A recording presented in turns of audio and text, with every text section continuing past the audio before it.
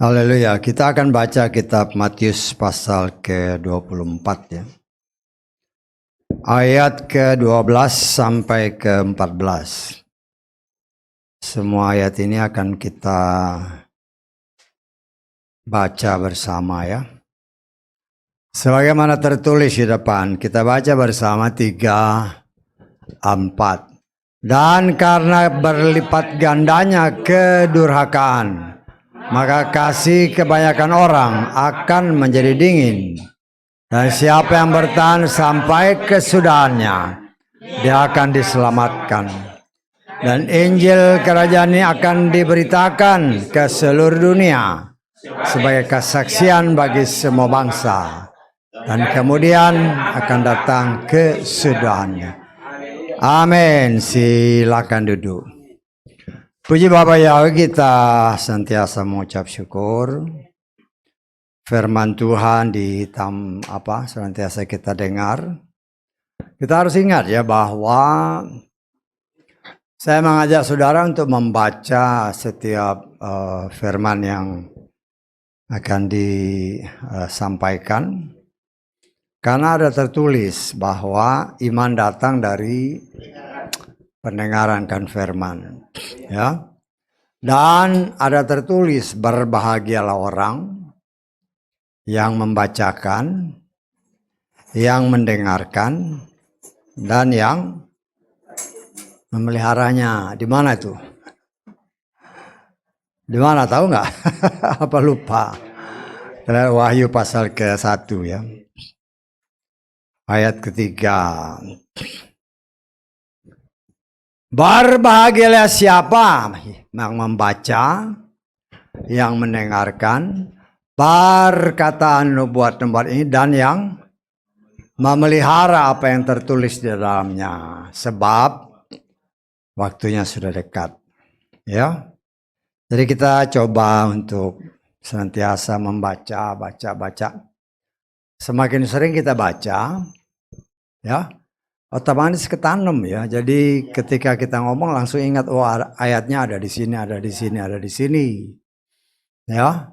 Sehingga kita otomatis dengan demikian di dalam menjalani hidup ini kita ada patokan ya, seperti yang tadi nyanyi kan, peganglah tanganku Roh Kudus. Ya diimani. Kalau dipegang sama Roh Kudus, jangan berontak. Ya, karena Roh Kudus bawanya jalan yang lurus. Tapi manusia maunya jalan yang bengkok-bengkok, belat-belit, ya.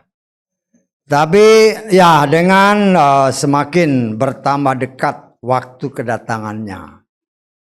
Ya. Waktu kedatangan, ya banyak orang juga, apanya sih yang dekat? Kenapa? Karena banyak sekali orang Kristen tidak pernah membaca waktu, bukan jangankan orang Kristen, saya dulu sebelum bertobat, sebelum membaca dan mengerti firman Tuhan lebih dalam, tidak pernah terbayang bahwa akan ada pengangkatan. Ya, kalau saudara tanya rata-rata orang Kristen, mereka tidak mengamini pengangkatan. Yang paling yang mereka amini, oh ini udah usia sekian mau mati. Bukan untuk terangkat ya. Padahal itu tertulis jelas. Ya, tertulis jelas sehingga ya kadang-kadang pernah saya dengar seorang berbicara kan di tengah orang ini ya masih keluarga. Kemudian dia menyaksikan di tengah keluarga yang lain, ya. Terus dia ngomong karena dia orang percaya kan, saya mengimani nggak mati, saya imani terangkat. Oh enak aja, loh ada tertulis, betul nggak? Tapi banyak orang yang menamakan diri orang Kristen pun, karena mereka tidak mengimani. Kenapa nggak imani? Karena mungkin nggak pernah baca.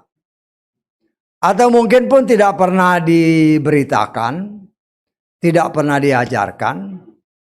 Sehingga imannya apa? Udah umur sekian antar lagi mati. Hanya itu. Ya. Tetapi kita yang melihat atau oleh kemurahan Tuhan belajar dan belajar firman dan melihat semua tanda-tanda zaman, ya, tapi rata-rata orang Kristen, jangan orang Kristen, orang-orang yang dengan kepercayaan lain pun, ini sudah mau kiamat. Kiamat mereka bilang kan, ya. Padahal kalau kiamat, menurut banyak orang di luar sana, ya termasuk orang Kristen yang kurang mengerti akan firman, yang namanya kiamat itu kan habis semua. Habis semua. Ya. Baik orang yang menamakan diri orang Kristen atau orang non-Kristen yang tidak mau belajar firman Tuhan dengan sungguh-sungguh. Oh, ini sudah mau kiamat. Nah, kiamat di sini mereka menafsirkan ya habis semua. Ya.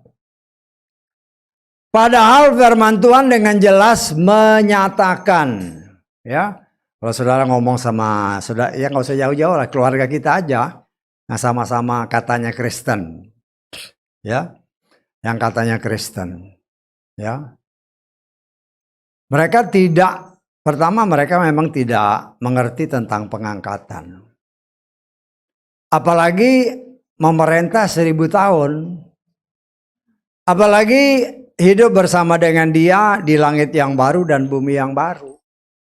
Yang mereka ingat hanya apa? Dunia ini habis ya sudah. Kita kemana? Ke surga atau neraka? Ya. Lah itulah umumnya pendapat orang yang menamakan diri orang percaya. Artinya orang Kristen. Ya saya, karena apa saya ngomong gitu? Ya dulu kita juga begitu. Atau saya dulu begitu. Ya. Udah umur sekian entar lagi mati ini.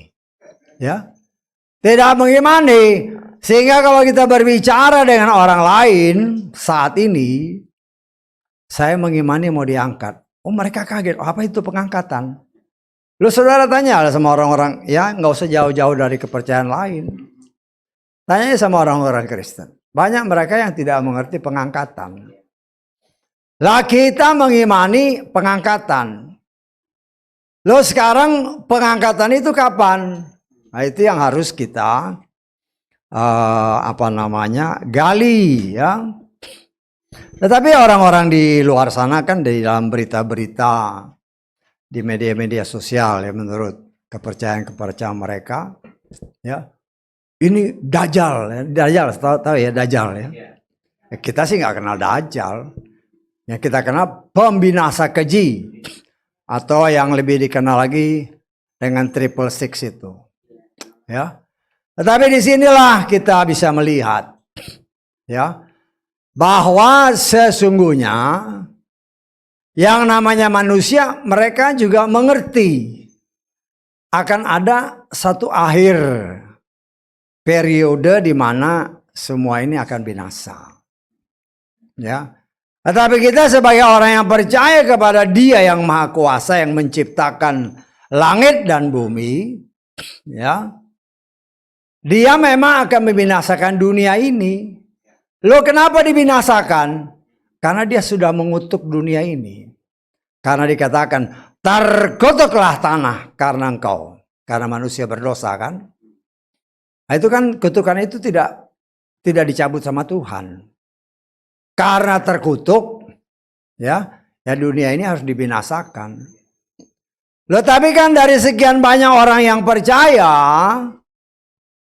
ada anak-anak Tuhan yang memang sungguh-sungguh mau hidup dan melakukan firman. Itu seorang ini ditaruh mana? Nah, karena itu dikatakan, Dia sudah menyiapkan langit yang baru, bumi yang baru. Nah itu yang menjadi pengharapan bagi kita yang menamakan diri orang percaya.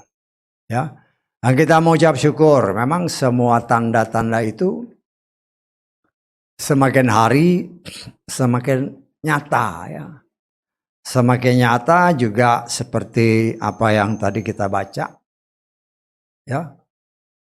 Karena kedurhakaan, ya, karena kedurhakaan kasih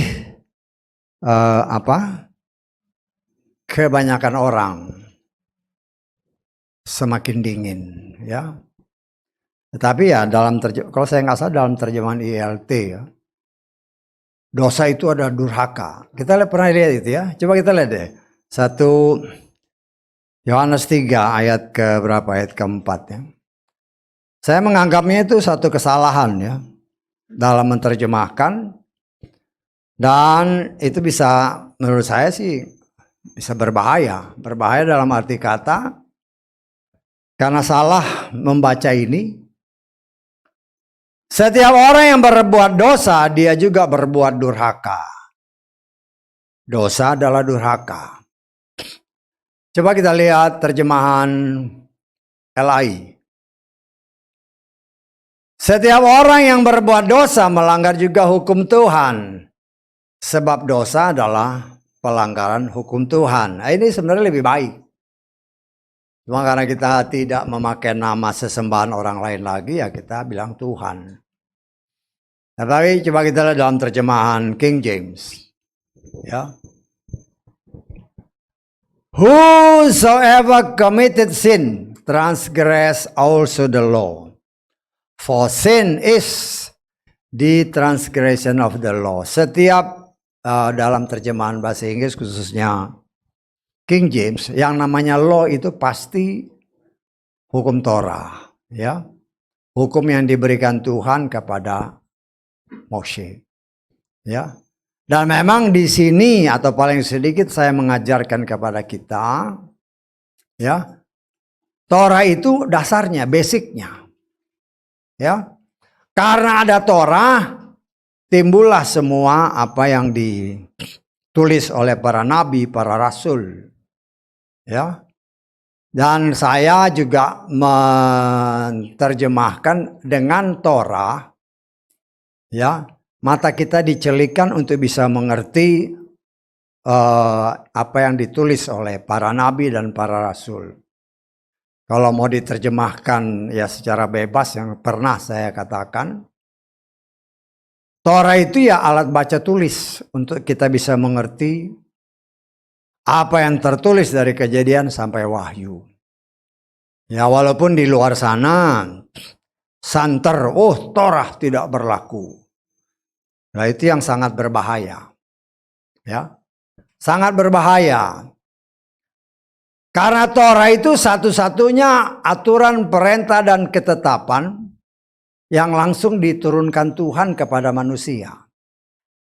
Lo semua yang dari Tuhan kok berani-beraninya manusia bilang ini nggak berlaku lagi. Ya. Tetapi itulah tanpa disadari, Yesus sudah mengungkapkan pada zaman akhir, pada zaman akhir zaman ini, Hamasya palsu dimunculkan. Dan mereka inilah yang menyatakan diri Torah tidak berlaku. Saya berani katakan mereka yang menyatakan Torah tidak berlaku, itu anti Hamasya. Ya, dia pemberontak terhadap firman Tuhan. Itu anak setan. Ya. Semua aturan dari Tuhan kok dia bilang nggak berlaku. Ya. Dan saya mengajarkan kepada kita semua bahwa Torah itu adalah undang-undang dasarnya manusia yang diciptakan oleh Bapa Yahweh. Undang-undang dasarnya. Ya. Kan kalau kita ambil contoh Indonesia lah. Ini ada undang-undang dasar kan. Nah, ini kan presiden, DPR, menteri-menteri. Mereka bisa bikin undang-undang, mereka bisa bikin peraturan-peraturan, tetapi tidak boleh bertentangan dengan undang-undang dasarnya. Saya tanggap, kalau dia bertentangan, otomatis nggak berlaku. Karena ini hukum yang paling kuat. Nah, Torah itulah undang-undang dasarnya yang Tuhan sendiri berikan kepada Moshe, kepada manusia melalui Moshe. Karena itu dikatakan oleh firman Tuhan, inilah aturan, inilah perintah, dan inilah ketetapan. Kalau kau mau hidup, harus taat kepada aturan, perintah, dan ketetapan Tuhan. Ya, kalau ada orang yang berani mengatakan Torah tidak berlaku, yaitu bukan anak Bapa Yahweh, bukan anak Tuhan, tapi anak setan. Sehingga jangan heran kalau Yeshua berkata bapakmu setan. Karena setan tidak mengakui akan Torah. Kenapa? Karena Torah itu yang menghancurkan pekerjaan setan. Firman itu yang menghancurkan pekerjaan setan. Tetapi akhir zaman dimunculkan hamasia-hamasia palsu yang mengajarkan Torah tidak berlaku. Ya. Sehingga jangan heran apabila firman Tuhan mengatakan, apabila mungkin orang pilihan pun disesatkan. Dan kenyataan memang terjadi. Banyak orang yang bertobat, ya. Banyak orang yang percaya kepada Bapa Yahweh dalam Yeshua Masiah. Tetapi di dalam kenyataan kehidupan, mereka melanggar apa yang Tuhan atur, apa yang Tuhan tetapkan, apa yang Tuhan perintahkan, atau apa yang tertulis di dalam Torah. Ya, sedangkan dosa adalah pelanggaran terhadap Torah. Ya, kalau Torahnya tidak berlaku, jadi nggak ada dosa, betul nggak? Secara logika ya, kita pakai logika dikit lah.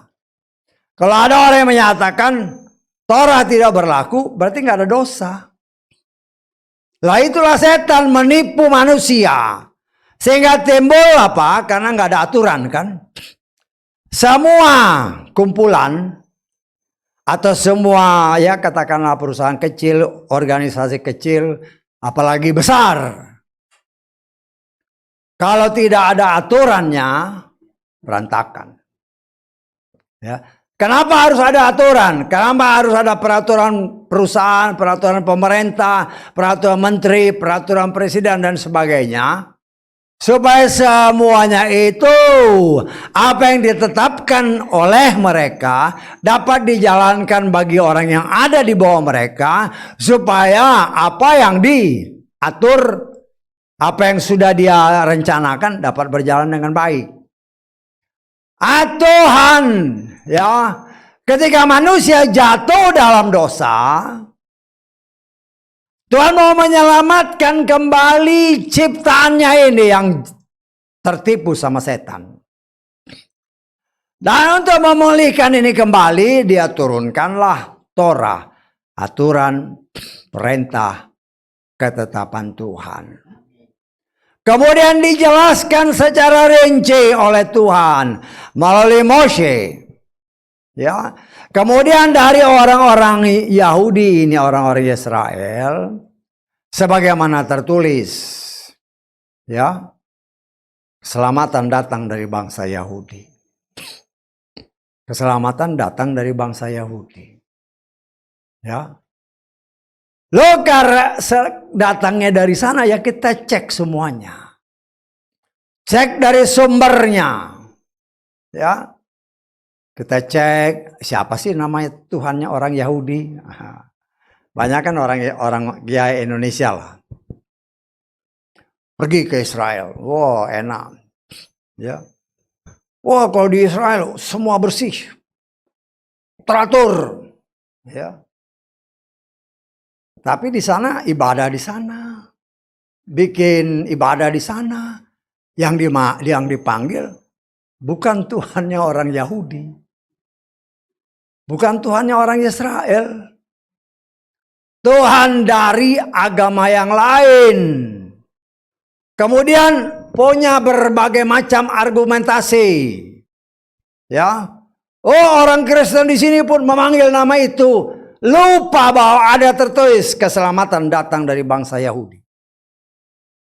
Kenapa datang ke sana nggak nanya sama orang Yahudi, siapa sih Tuhanmu? Siapa sih Tuhanmu? Ya beberapa hari yang lalu ya mungkin saudara baca di media-media sosial ya. Perdana Menteri Israel memberikan pernyataan kan. Di bait yang belakangan ini kan banyak siapa aja boleh masuk. Tapi dia bikin peraturan. Di bait ini, ya saya nggak tahu persis yang mana. Ya kita bisa kira-kira lah. Ya. Tidak boleh disebut nama ilah lain. Hanya nama Yahweh. Yod-Heh-Waw-Heh. Ya. Lo orang Indonesia datang ke sana, yang dia panggil nama ilah lain. Ada tertulis ilah lain itu berhala. Tapi apa yang kita lihat? Justru ya, kita yang memanggil nama Tuhan yang benar, dia bilang ini sesat. Ya mantap ya. Ngomongnya siapa yang sesat ini? Ya.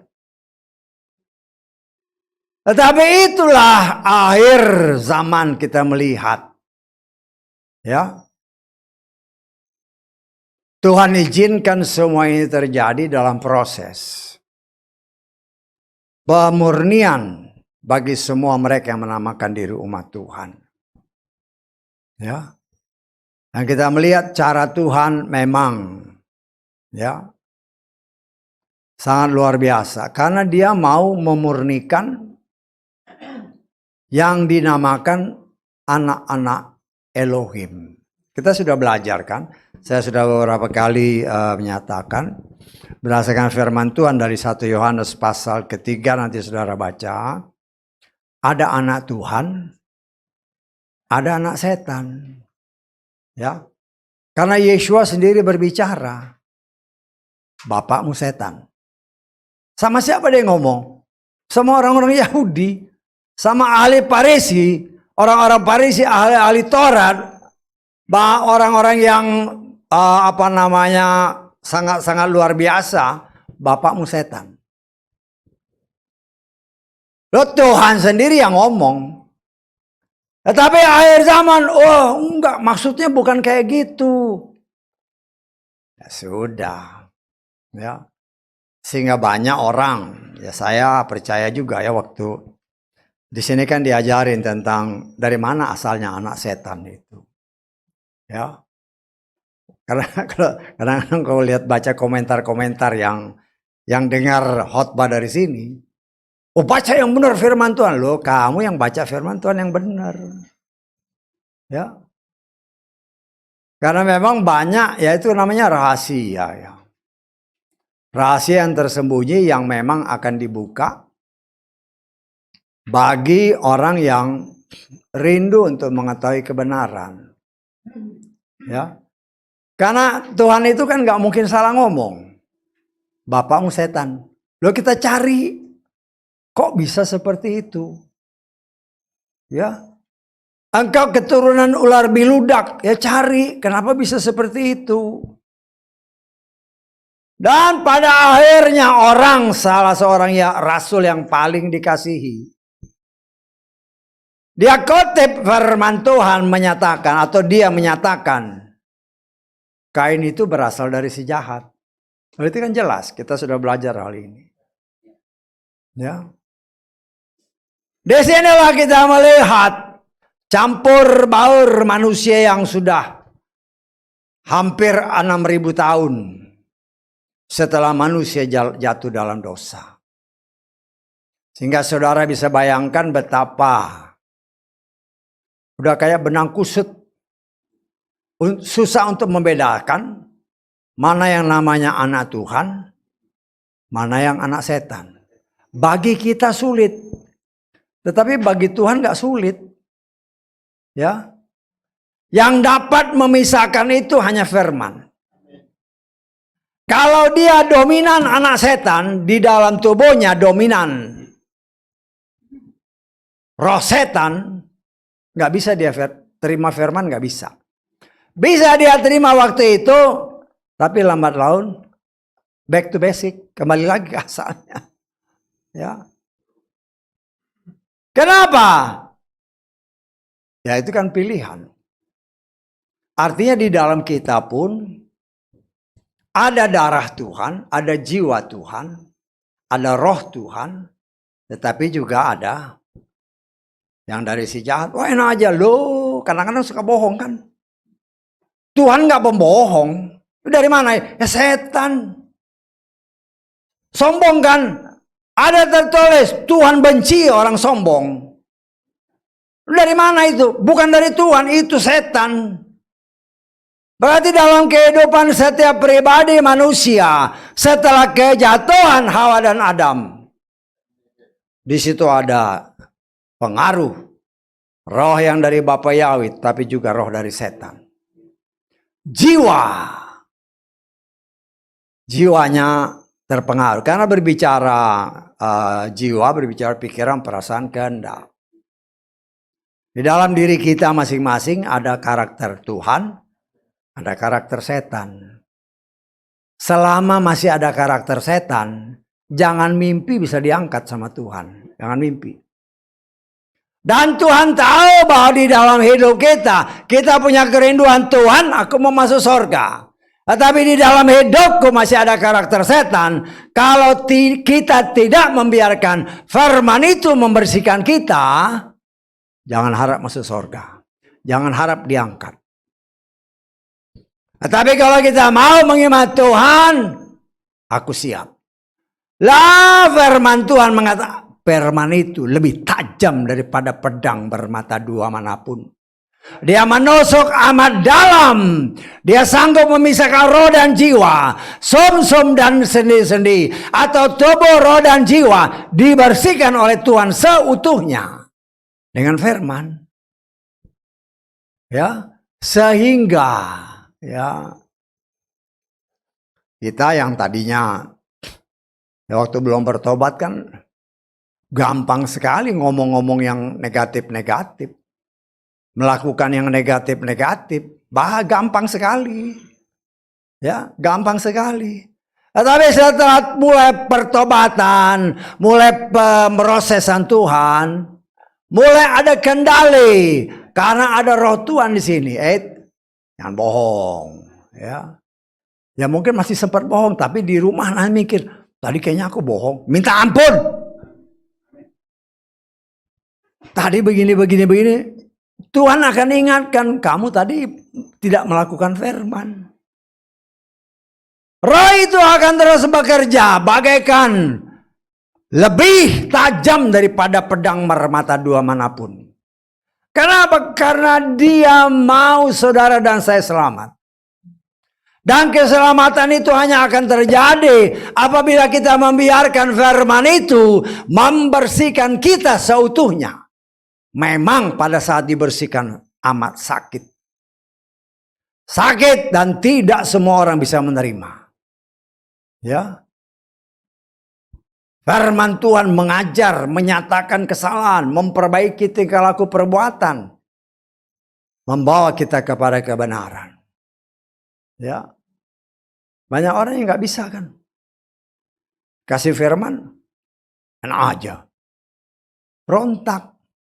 Kenapa? Karena di dalamnya itu sudah ada roh pemberontakan, roh yang tidak bisa menerima firman Tuhan.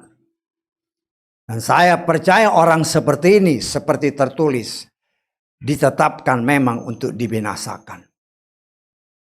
Ya. Tapi kita sebagai anak-anak Tuhan, kita bukan menghakimi ya. Saya tidak menghakimi, tetapi saya punya kewajiban untuk memberitakan apa yang tertulis. Karena memang firman Tuhan menyatakan ada anak Tuhan, ada anak setan. Ada orang yang ditetapkan untuk diselamatkan, ada orang yang ditetapkan untuk dibinasa. Itu firman. Dan saya sebagai pelayan Tuhan harus berani menyatakan apa yang tertulis. Karena kewajiban saya untuk memberitakan kebenaran. Karena kebenaran yang dinyatakan tanpa ditambah dan dikurangi. Kalau itu diterima dengan hati yang lemah lembut, kata Yakobus 1, maka firman itu yang akan menyelamatkan, memulihkan jiwa kita. Ya. Memulihkan jiwa kita, jadi pikiran yang kotor dibuang. Semua karakter kata yang tidak benar dibuang.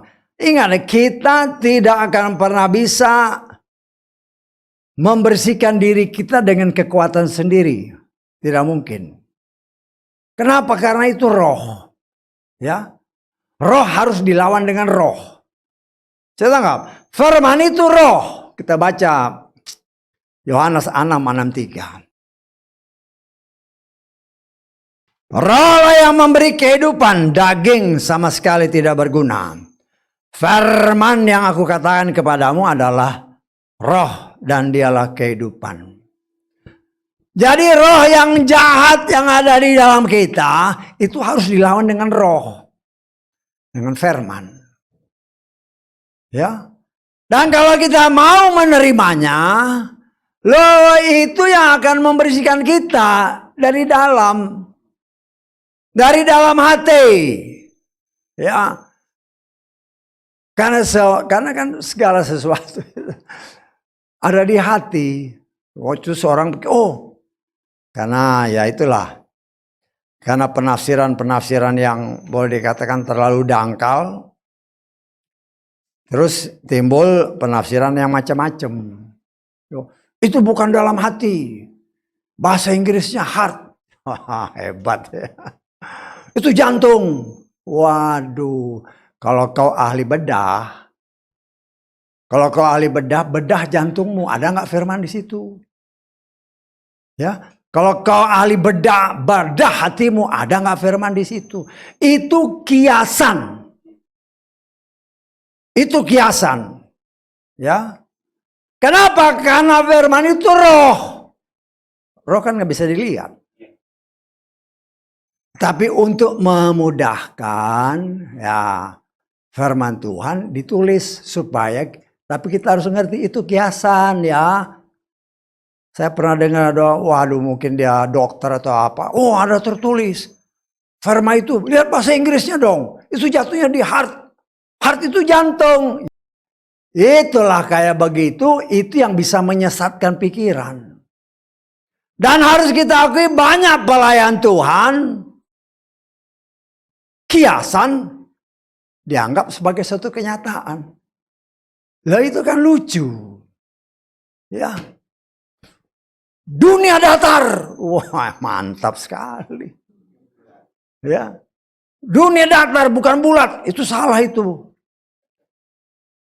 Nah, itu kan repot jadinya. Tetapi semua itu Tuhan izinkan supaya kita juga bisa melihat dan mempelajari. Kita lihat aja. Supaya jangan saudara juga ketipu dengan ajaran-ajaran gak beres. Yesaya 40 ayat 22. Dia yang duduk di atas bulatan bumi. Itu bulat. Ya, bahasa Inggrisnya coba. It is he that sit upon the circle. Saudara bisa bedakan kan antara circle dengan globe. Bisa beda. Bola sama circle. Oh lihat itu circle. Berarti dunia datar. Aduh. Ya. Ya mungkin orang-orang ini yang nggak pernah sekolah. Kalau dia sekolah paling sedikit SMA gitu kan. Umpamanya saudara gambar ini kan kelihatannya begini. Tapi yang di sini nggak kelihatan. Yang di belakang nggak kelihatan. Ada teori bagaimana buka ini supaya kelihatan. Lah itulah, apalagi dibikin sampel umpamanya. Lihat itu di PBB. Peta dunia datar. Wah, sama sekali nggak ada hikmat. Karena segala sesuatu itu harus ada kaitan. Nggak usah jauh-jauh lah. Nggak usah jauh-jauh. Indonesia ini dulu pernah punya 2 satelit kan? Betul nggak? Kenapa harus 2? Itu harus jadi pertanyaan. Ya. Kalau dunia ini datar, 1 satelit ya cukup aja. Bisa jamah semua. Kenapa 2 satelit? Loh, katakanlah Irian di sini. Katakanlah ya, Irian di sini, Aceh di sini. Satelitnya di sini yang nggak bisa, nggak kena salah satu. Karena itu dibikin 2, 1 di sini, 1 di sini. Oh, Amerika punya berapa satelit? Banyak sekali. Tetapi kalau dunia datar, ya nggak perlu. Ya, waktu di sini jam 10, tapi di Irian jam 12 siang. Loh, kalau dunia datar, waktunya sama. Saya nggak? Itulah yang saya katakan, itu kiasan bagi Tuhan. Kalau dunia datar, ya, berdasarkan ayat ini, itu memperlihatkan kepada, atau Tuhan mau kasih lihat kepada kita melalui firman-Nya yang dinyatakan oleh Yesaya.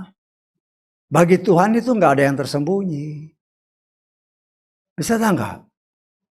Kalau yang satu di sini ya nggak kelihatan kan yang satu. Karena itu bagi Tuhan itu nggak bisa disembunyi, itu datar, circle. Kalau dia bulat, yang satu di sini yang satu nggak kelihatan. Lah inilah yang harus kita mengerti dengan benar.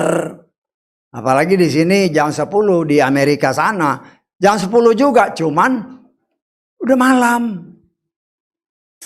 Ya kalau dunia datar, mataharinya satu, ya semuanya rata. Tetapi itulah karena kurang hikmat.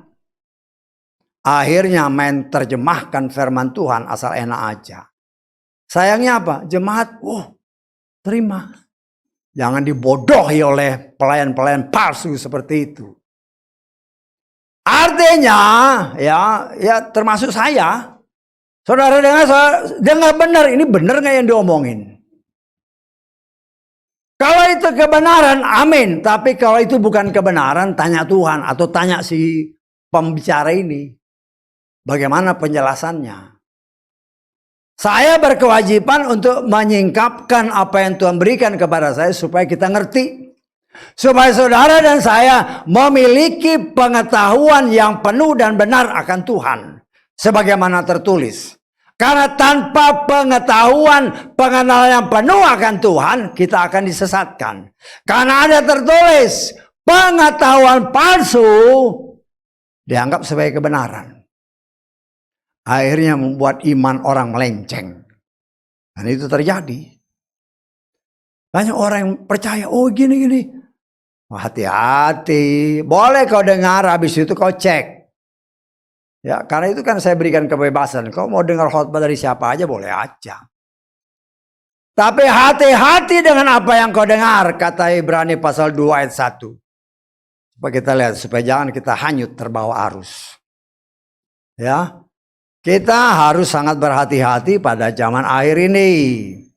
Oleh sebab itu kita seharusnya lebih lagi memberikan perhatian terhadap hal-hal yang telah didengar. Supaya apa? Kita tidak akan terhanyut. Ya. Dan kita melihat apa yang kita alami saat ini. Dunia bukan semakin baik, tapi semakin jahat. Ya. Hanya sayangnya, banyak mereka yang menamakan diri pelayan Tuhan, harusnya memberikan kabar baik, kabar yang menguatkan, kabar yang mendorong jemaat untuk semakin lebih bergantung kepada Tuhan. Loh, kenyataannya membuat orang banyak yang ketakutan. Ya, ketakutan. Loh, gimana ini? Ya. Nah, hal seperti ini ya bukan hanya saudara juga pelayan ya. Yang harus bisa menguatkan orang, bukan melemahkan. Menguatkan dalam arti kata. Tadi kita nyanyikan, Yesus baik, ya baik, memang dia baik. Artinya dia sanggup menolong kita, tapi andalkan dia. Orang punya masalah karena memang firman Tuhan katakan dunia semakin sukar, dunia semakin jahat. Tetapi jangan itu mempengaruhi kita. Saya seringkali memberikan perumpamaan yang supaya saudara gampang ingatnya. Supaya gampang ingat. ikan laut itu, ya, walaupun dia tinggal di laut, dia nggak asin. Saya nggak. Lu ibu-ibu ya, kau beli ikan laut, engkau masak pakai garam nggak? Kenapa pakai garam? Kau dia hidupnya di laut. Karena ketika engkau angkat dia dari laut, dia nggak asin. Sehingga kalau kau masak, ya harus digaramin. Kalau nggak tawar dia. Artinya kita mengambil kesimpulan atau belajar dari situ. Selama ikan itu hidup, berbicara laut, berbicara kuasa dunia. Kuasa kegelapan. Ingat ya, berbicara laut itu berbicara kuasa kegelapan.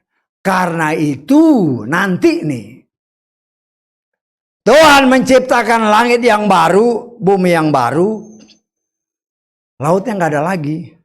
Betul nggak? Perhatikan nggak itu? Ya, kita lihat ya. Supaya kita mengerti benar-benar Wahyu pasal 21 ayat 1. Aku melihat langit yang baru dan bumi yang baru, karena langit yang pertama dan bumi yang pertama telah berlalu dan laut pun tidak ada. Berbicara laut, berbicara kuasa dunia, kuasa setan. Ya, karena itu kalau kita baca di dalam kitab Wahyu pasal 13 kan, ya, ada binatang yang keluar dari laut. Suka perhatiin nggak itu? Atau baca tapi nggak diperhati.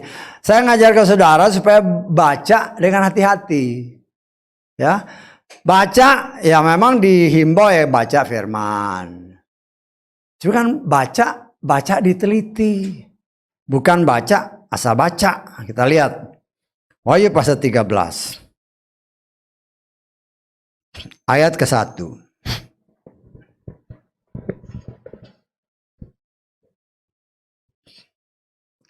Aku berdiri di atas pasir di tepi laut. Pasir tepi laut. Dan aku melihat apa? Seekor binatang buas muncul dari laut. Berbicara laut, berbicara kuasa kegelapan. Karena itu nanti langit yang baru, bumi yang baru, nggak ada lagi laut. Karena itu saya senantiasa ambil perumpamaan ikan laut, ya, selama dia hidup, walaupun di laut itu asin, selama dia hidup ya, dia tidak akan terpengaruh dengan asinnya air laut. Lah itulah yang harus menjadi contoh bagi saudara dan saya. Kita ini hidup di tengah kuasa kegelapan. Karena ada tertulis, dunia ini dikuasai si jahat. Dan kita ada di dalamnya. Tetapi selama kita hidup di dalam Tuhan, setan tidak bisa mempengaruhi kita. Selama ikan laut itu hidup, air laut tidak bisa mengasinkan dia. Tetapi kalau ikan laut itu mati dan matinya di laut, kerendam di laut, beberapa jam saudara angkat dia asin. Bisa tangkap maksud saya? Kita belajar dari kelihatannya kan simple. Tapi itulah sebagai suatu gambaran karena tertulis. Laut itu melambangkan kuasa kegelapan. Karena itu di langit yang baru, bumi yang baru nggak ada lagi laut. Kenapa? Karena setannya sudah dihukum. Masuk ke tempat yang sudah ditetapkan bagi dia.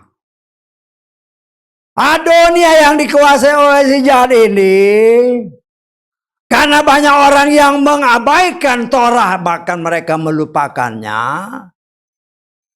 Karena hanya aturan, perintah, dan ketetapan akan membawa manusia sungguh-sungguh hidup berjalan sesuai kehendak Tuhan. Tetapi karena mereka mengabaikan ini, maka karakter ilahi cepat atau lambat akan hilang. Sehingga timbullah yang tadi dikatakan oleh firman Tuhan. Ya, seperti apa yang tadi kita baca, dikatakan jelas oleh firman Tuhan. Karena berlipat gandanya. Berlipat ganda ya, multiple. Berlipat gandanya. kedurhakaan. Kalau saya boleh menerjemahkan kedurhakaan ini, ya, suatu sikap, suatu tindakan yang bertentangan dengan kehendak Tuhan. Ya, biasanya kan, kalau di dalam kehidupan manusia biasa kan, anak durhaka kamu. Suka dengar itu. Anak durhaka berarti anak yang tidak mau mengikuti apa yang diatur oleh orang tuanya. Lo karena tidak mau hidup diatur oleh yang seharusnya mengatur hidup manusia yang menciptakan dia, yaitu Tuhan. Ya, akhirnya sesuai firman Tuhan tadi. Karena berlipat ganda kan, berlipat ganda. Tidak mau, pokoknya maunya freedom.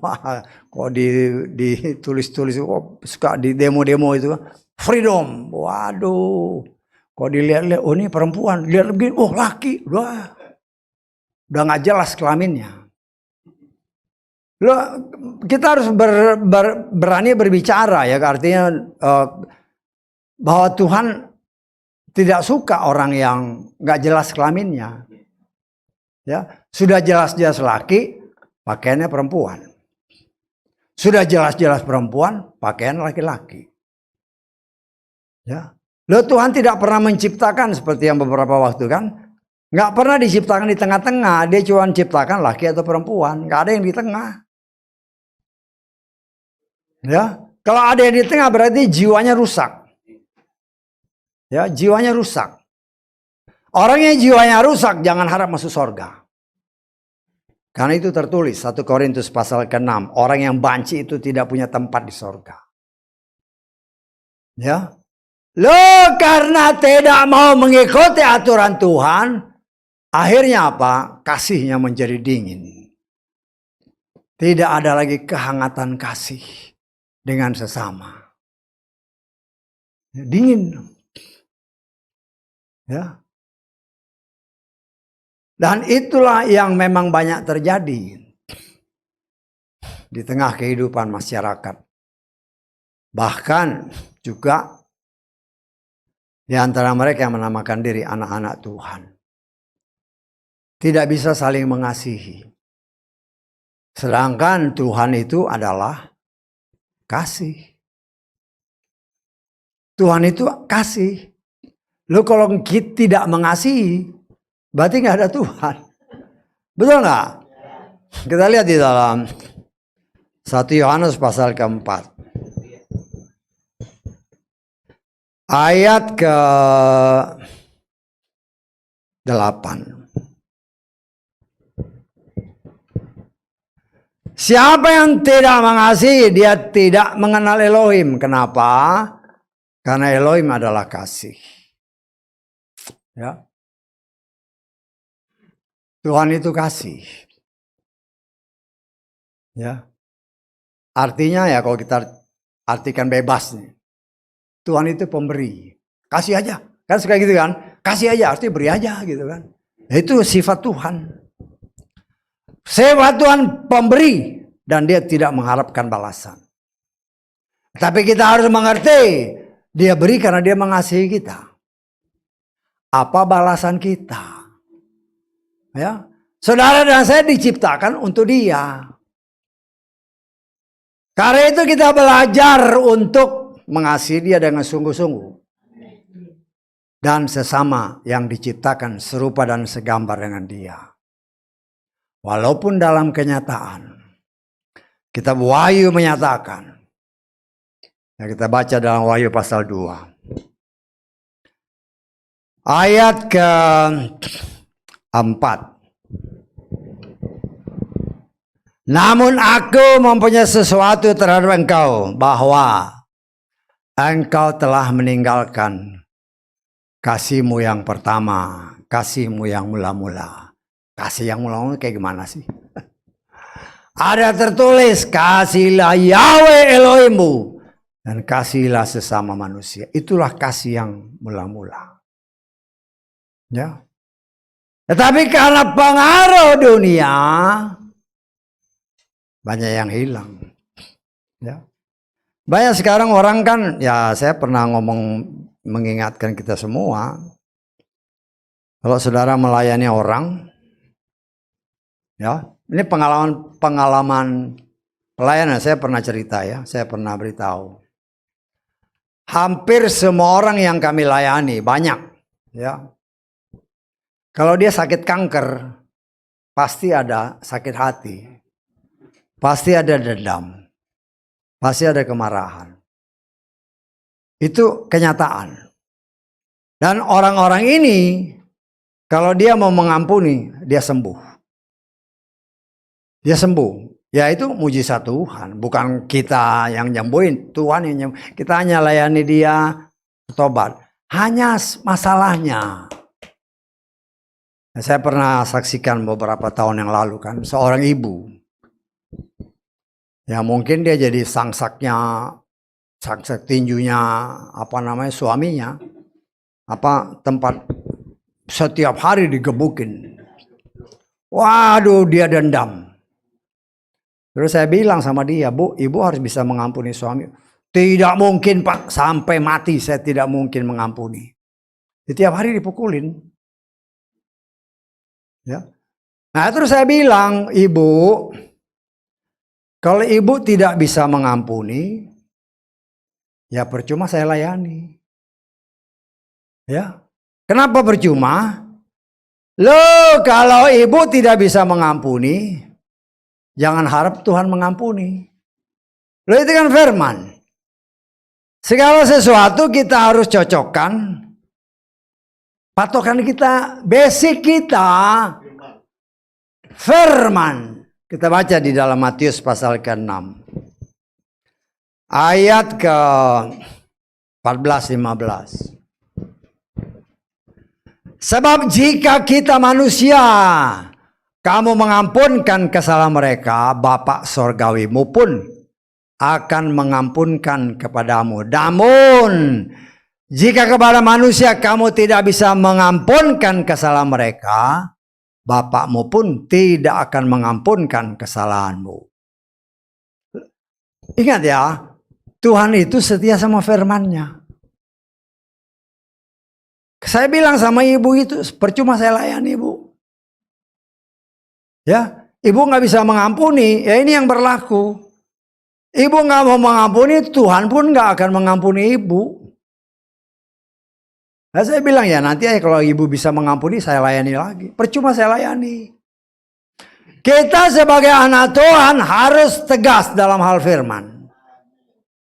Kalau orang itu mau, tapi susah Pak. Kalau susah yang penting mau gitu. Kita berdoa minta tolong Roh Kudus supaya mampu memberikan kepada orang ini roh untuk bisa mengampuni. Ya namanya dendam kan setiap hari jadi bahan untuk tinju ya repot memang. Ya wajar, secara manusia wajar. Tetapi kita harus mencari solusi bagaimana sesuai firman. Ya. Dan kata-kata yang pernah menyatakan saya tidak bisa mau, itu harus dicabut. Karena kalau orang tidak bisa mengampuni, ya, saya berani memastikan orang ini nggak masuk surga. Enak aja, lu ada ayatnya. 1 Yohanes pasal 3 ayat 15.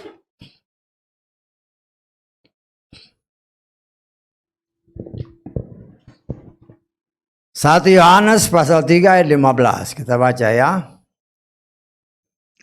Setiap orang yang membenci saudaranya, dia adalah pembunuh. Dan kamu sudah tahu bahwa setiap pembunuh tidak memiliki hidup kekal untuk tetap tinggal di dalam dia. Ya, hal-hal seperti ini saudara harus ingat. Ada aja suatu saat saudara diberi kesempatan untuk bertemu dengan orang-orang seperti ini, harus berani menyatakan, ibu benci orang, kalau ibu tidak mengampuni, jangan harap ibu atau bapak masuk surga. Karena ayatnya ini. Dan kalau kebencian itu tidak dicabut sampai ke akarnya, ya kalau kau menderita sakit ya susah. Karena apa? Karena Tuhan setia sama firman-Nya. Lah kita belajar dan belajar untuk mengenal Dia dengan benar. Sehingga dunia boleh menyatakan kasihnya semakin dingin. Tetapi anak Tuhan, kasihnya tetap berkobar-kobar. Mengasihi Tuhan dan juga mengasihi sesama. Yang kita lihat setiap hari. Karena ada tertulis, bagaimana engkau mengasihi Tuhan yang engkau tidak lihat? Ya, sedangkan orang yang kau lihat kau nggak bisa kasih. Jangan ketipu sama setan. Walaupun saya benci manusia ini, saya mengasihi Tuhan. Itu pembohong. Kasih mula-mula adalah kasih kepada Bapa Yahweh. Dan kasih kepada sesama. Dan itu harus terus berkobar dalam hidup kita. Karena apa? Karena Tuhan kita itu kasih. Dan kita harus contoh Dia. Di dalam kehidupan kita sehari-hari. Nampak kasih itu. Bukan kasih yang tersembunyi. Ya. Lebih baik teguran yang nyata-nyata. Daripada kasih yang tersembunyi, kata firman Tuhan. Nah, kita coba belajar mempraktekkan. Saudara praktek, saya praktek. Ya. Sehingga itulah yang Tuhan kehendaki.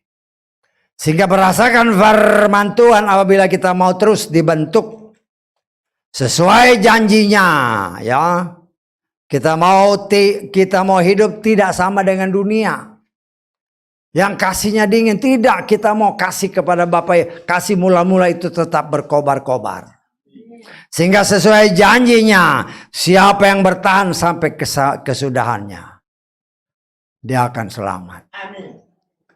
Itu berita Injil, berita kabar baik untuk dunia. Dan saudara dan saya dipakai oleh Tuhan sebagaimana tertulis memberitakan kabar baik. Dan sebagaimana ayat terakhir yang kita baca, Injil kerajaan ini akan diberitakan ke seluruh dunia. Kenapa? Karena Tuhan mau semua orang selamat. Ya, semua orang selamat. Dengan teknologi sekarang, semua ini bisa terjadi.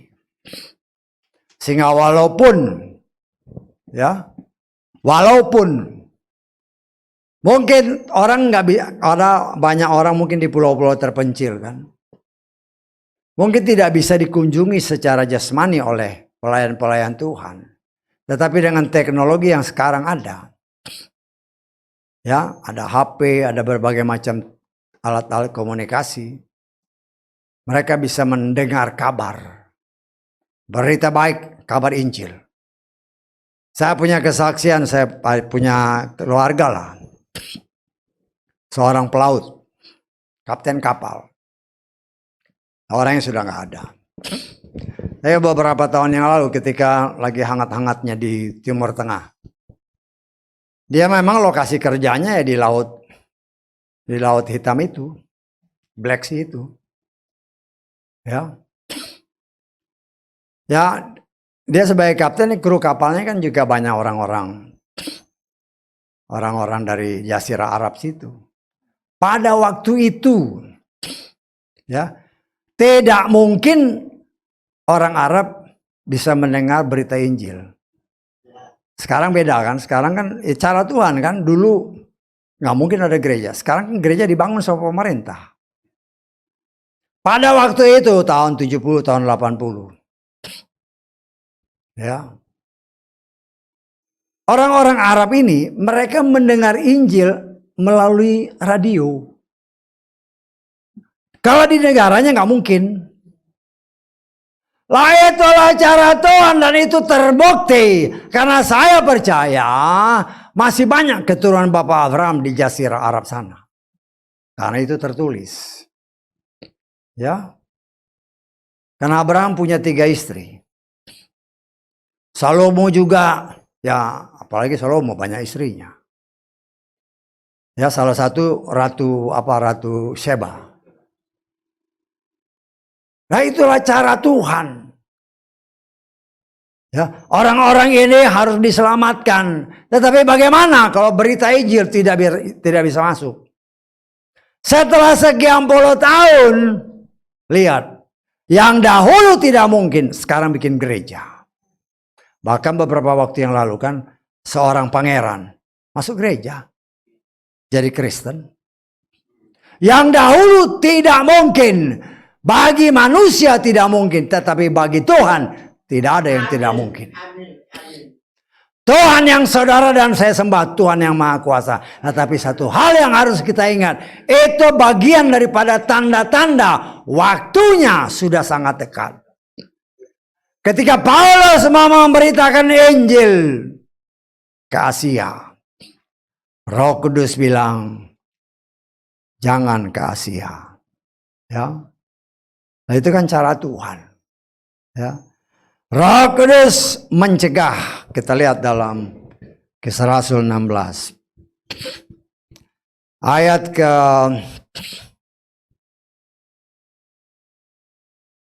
6 dan 7. Selagi melintasi Frigia dan negeri Galatia, karena dicegah oleh Roh Kudus. Untuk apa? Memberitakan firman di Asia. Maka ketika tiba di Misia, mereka mencoba masuk ke Bitinia. Tetapi Roh tidak mengizinkan mereka. Karena mereka tidak boleh masuk ke Asia.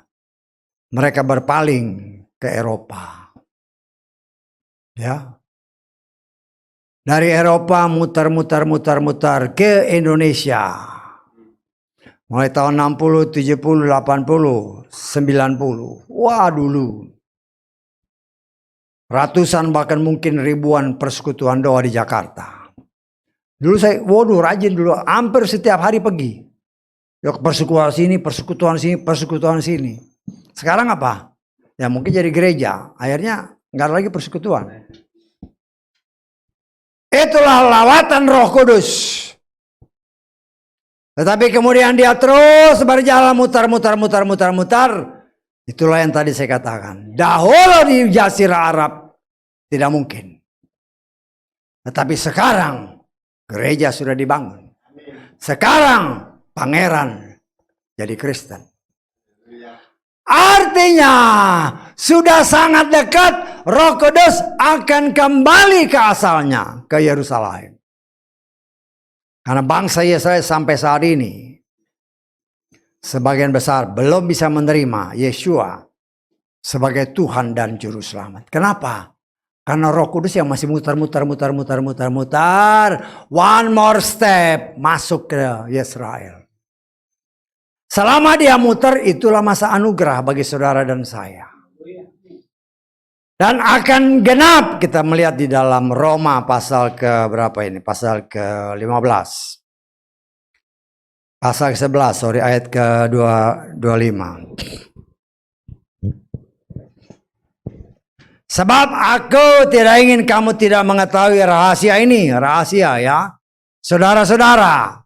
Supaya kamu jangan menganggap bijaksana terhadap dirimu sendiri. Bahwa kekerasan hati dari sebagian Israel telah terjadi.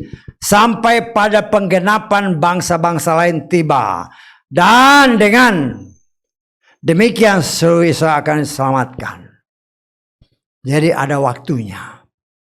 Setelah bilangan umat pilihan Tuhan di luar Israel digenapi, dia masuk.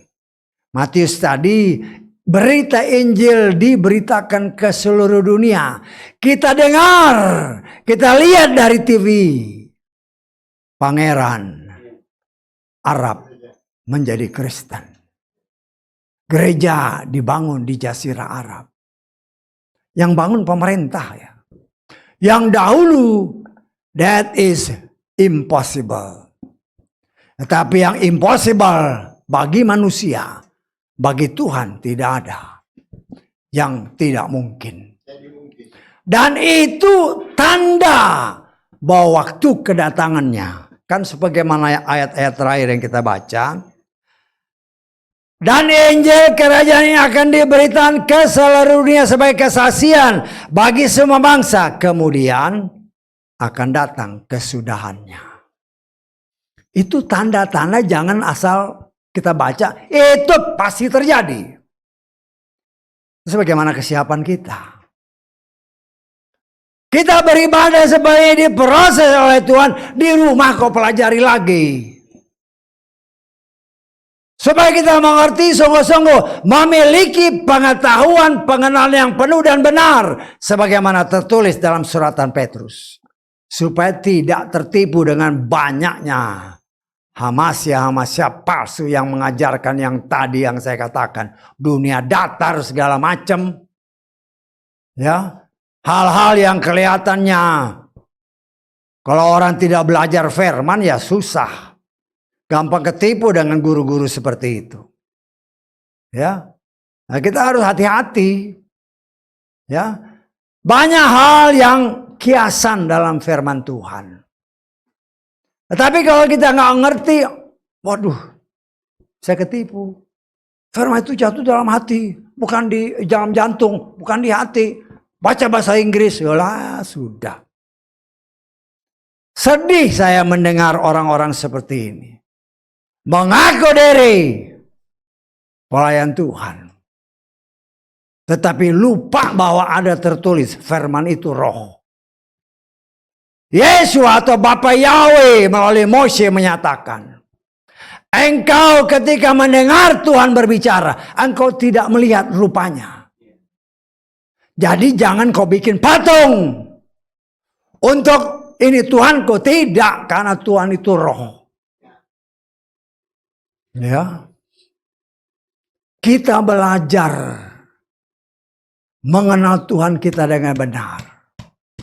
Karena kesudahannya sudah amat sangat dekat. Kita sudah belajar dengan perhitungan-perhitungan kan. Ya itu kan hanya penafsiran. Ya. Penafsiran sekitar tahun sekian, sekitar tahun itu kan penafsiran. Ya. Masalahnya kalau sampai ke situ, kalau nggak sampai repot kita. Betul nggak? Repotnya masih gimana? Kalau Tuhan bilang, aku udah kangen nih, pulanglah. Kata Ayub 14:14 kan? Pulang. Loh Tuhan kami nanti mau diangkat. Loh kau yang nentukan atau aku yang nentukan? Bisa tahu maksud saya? Artinya anytime kita harus siap. Siap sedia setiap waktu. Anytime, anywhere. Anytime. That's right. Okay, Ya. I'm ready. Tapi jangan marah-marah. Opa jangan marah-marah ya. Supaya ya kita belajar. Bukan nggak boleh marah ya. Tapi marah itu harus ada sebabnya. Marah karena sesuatu yang That's right. salah ya. Tapi jangan yang nggak salah dimarahin juga, itu bahaya. Artinya gini, kalau pada saat itu pengangkatan mungkin nggak diangkat karena marahnya nggak benar. Bisa tangkap saya. Loh kita belajar mengerti kehendak Tuhan. Karena Tuhan juga pernah marah. Iya. Tapi dia marah kenapa? Karena manusia melanggar firman. Karena itu kita belajar. Kenallah Tuhan kita dengan benar. Amin. Dia sangat amat mengasihi kita dan dia mau kita semua selamat. Ada tertulis. Tuhan mengingini. 1 Timotius pasal kedua. Kita lihat ya satu ayat terakhir ini. 1 Timotius pasal kedua ayat ke-4. Yang menginginkan semua orang diselamatkan dan masuk ke dalam pengetahuan penuh akan kebenaran. Ini kehendak Tuhan. Tuhan mau semua selamat. Tetapi setan mau semua binasa. Bertolak belakang. Dan disitulah pergumulan, tarik-menarik. Antara keinginan Tuhan yang harus kita ikuti atau keinginan daging. Nah itu kan, itulah kasih Tuhan. Mau pilih yang mana? Nah saya pun sebagai penyambung. Kalau saya boleh katakan penyambung lidah Tuhan. Tuhan berikan kepada saudara dan saya kebebasan. Ya. Memilih. Kalau kau katakan saya mau selamat.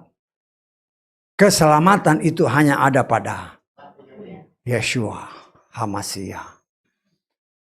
Siapa itu? Firman Tuhan. Karena itu belajarlah mengerti firman Tuhan dengan benar. Karena itulah jaminan keselamatan kita. Maju terus. Dunia boleh mencoba apabila mungkin menjatuhkan anak-anak Tuhan. Nah, tapi kalau anak Tuhan ada di dalam perlindungan Tuhan, dan dia tetap hidup berjalan dalam kebenaran, hidup dalam firman, contoh ikan laut. Selama ikan laut hidup di dalam laut, air laut tidak akan bisa mencemari dia.